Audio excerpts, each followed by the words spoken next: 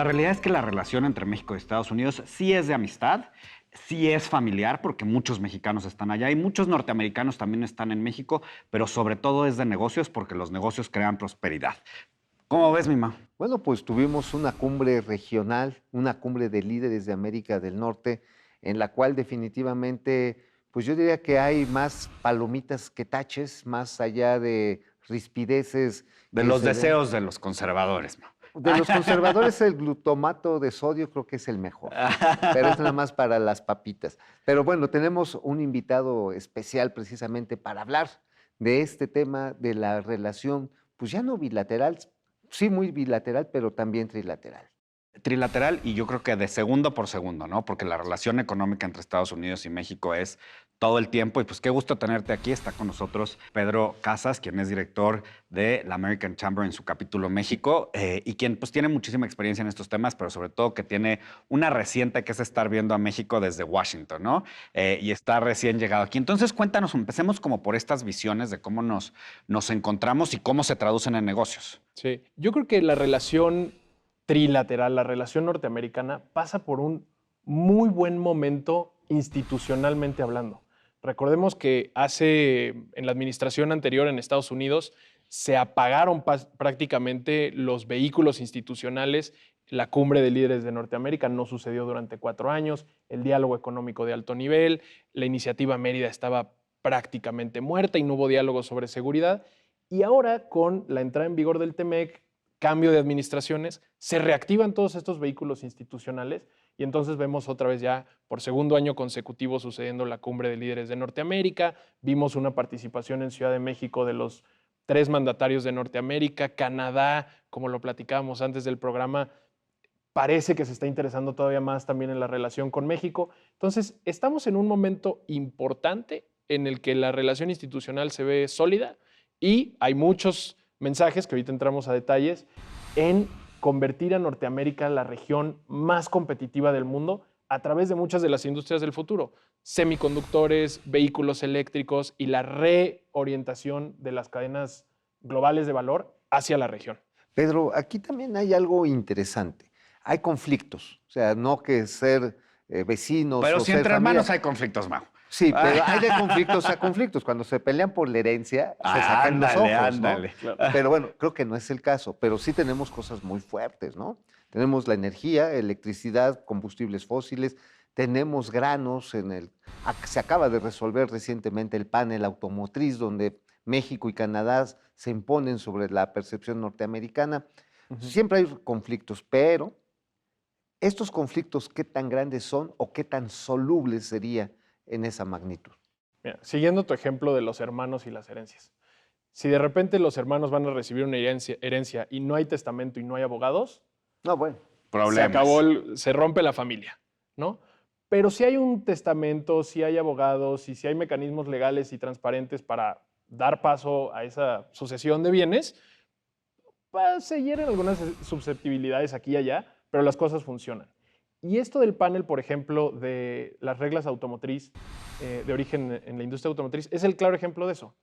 Se hizo una demanda a través del panel, se siguieron los mecanismos institucionales y un panel resolvió el fallo a favor de México y de Canadá.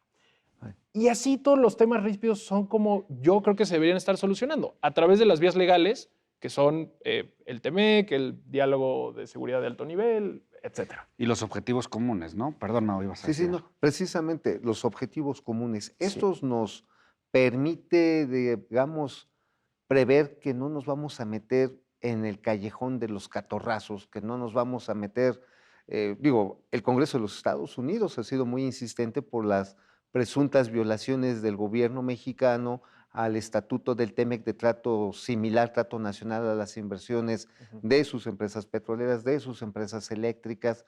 eh, sí podemos llegar a un entendimiento cuando del lado mexicano hay una postura a favor de la, pues yo diría, estatización de la política energética centrada en CFE y en Pemex. Mira, los 3 mandatarios dejaron muy claro, a mi juicio, por primera vez, una visión compartida de región realmente integrada a futuro. Platicaba con Oscar que hace algunos meses en Estados Unidos se pasa esta ley, el Inflation Reduction Act, en el que básicamente Estados Unidos ya puso en ley, como parte de su política industrial nacional, que México y Canadá iban a ser parte de la coproducción de bienes como ya les mencioné, minerales críticos, de baterías, de vehículos eléctricos. Esta visión es un hito histórico. Estados Unidos está incorporando a un país, a un tercero, en su política industrial nacional. Y yo creo que esa es la visión que se vio en la cumbre de líderes de Norteamérica. Es la región de Norteamérica y tiene que ser la más competitiva del mundo. Lo ven así y yo creo que hacia allá vamos. Ahora, esto es súper importante y estás poniendo ahora sí que el punto sobre las acciones, ¿no? Porque Sí. lo que vimos en la cumbre son discursos con una idea común, pero estas son acciones que inclusive sucedieron antes de que vinieran. Exacto. Independientemente de la inclusión de México y de Canadá dentro de esta ley, ¿por qué es tan importante esta ley considerando la situación económica global, los altos índices de inflación, un poco para que nuestro auditorio como que realmente hile la importancia de lo que estás diciendo? Mira, básicamente, haciendo una historia larga, lo más corta posible, cuando pega la pandemia, se rompen muchas de las cadenas, pues porque hay cambios en la demanda, hay cambios en la oferta, la producción en China se cierra por sus La políticas de cero COVID, hay un conflicto armado en Rusia y Ucrania. Entonces, al crearse esta disrupción en las cadenas, impacta en precios, deja de haber, o sea, se reduce la oferta de muchos bienes, entonces sube su precio, etcétera, ¿no? Hay toda esta disrupción. Ahora bien, ante ese contexto, Norteamérica dice, ok, tenemos muchos conflictos al exterior, juguemos la linterna, hagamos equipo, vamos a resolver estos problemas aquí.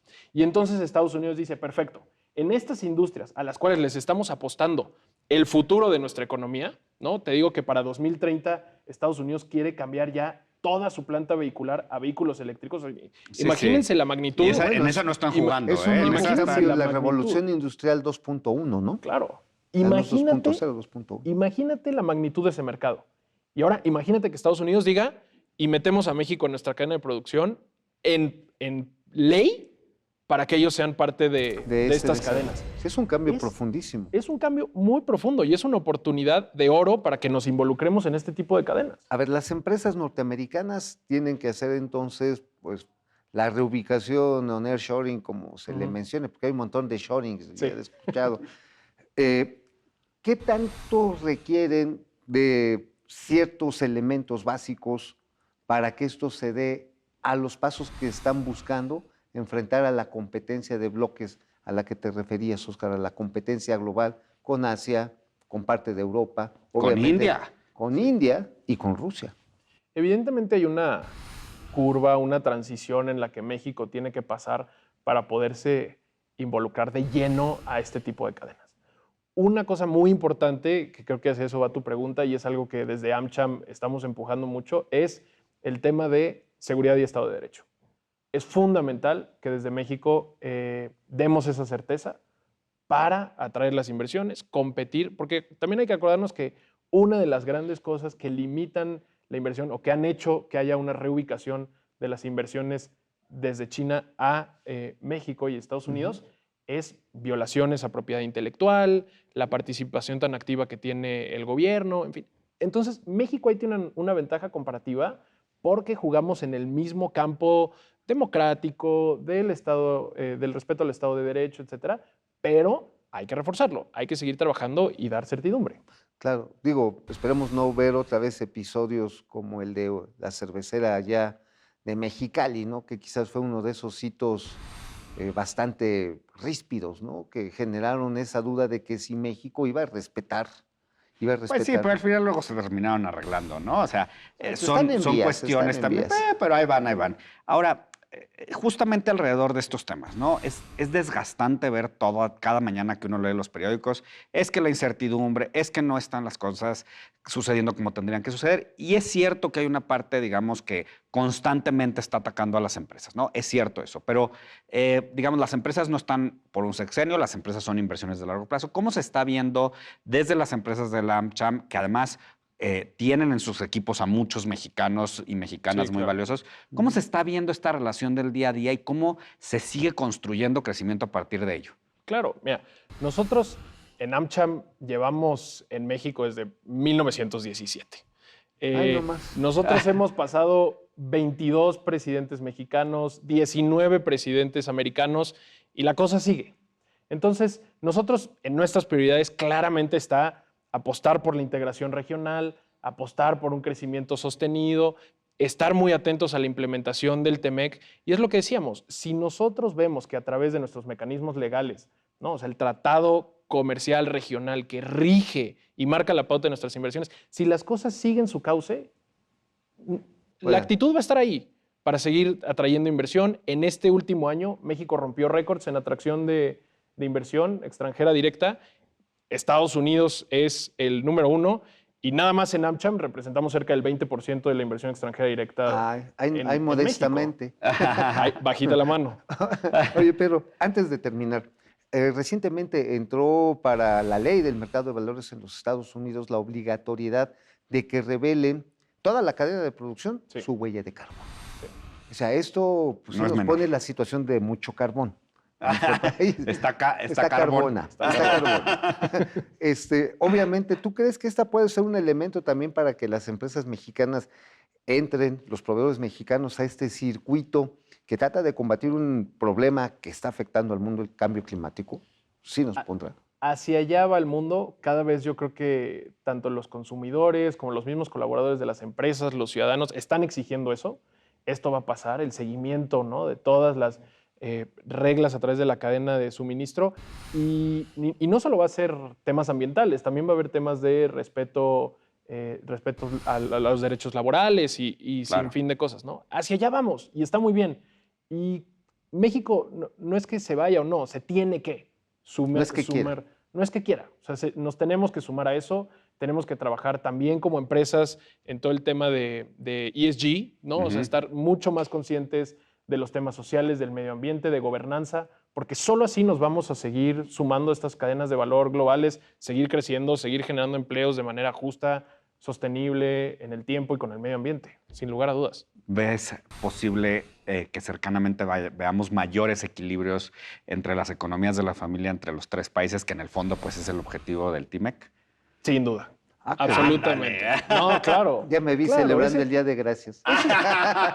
Ese fue el mensaje central, yo creo que de la Cumbre de Líderes de Norteamérica. En donde sí coincidimos todos y tenemos una visión conjunta es en la parte Y una económica. ultimísima, ¿nos va a afectar el Congreso pues más en manos de los republicanos que los demócratas? Aunque Esa siempre hay es gran muchos pregunta. mitos alrededor de quienes nos apoyan más. Sí, mira, ahí vamos a entrar a toda una ala de discusión ya más política que económica, pero por cómo se dio la estructura, yo creo que el Congreso a manos de los republicanos le va a tener muy difícil de poder realmente pasar políticas muy fuertes o que beneficien a los republicanos porque su mayoría es mínima. Pues es ahí está. mínima, los demócratas están muy unidos, va a estar muy complicado. Va a estar interesante. Pues ahí está, la Exitosamente. integración regional, al menos en lo económico, y después ya veremos en lo demás. Muchas gracias, Pedro Casas, Gracias. director del American Chamber Capítulo México, por estar aquí, mi mamá.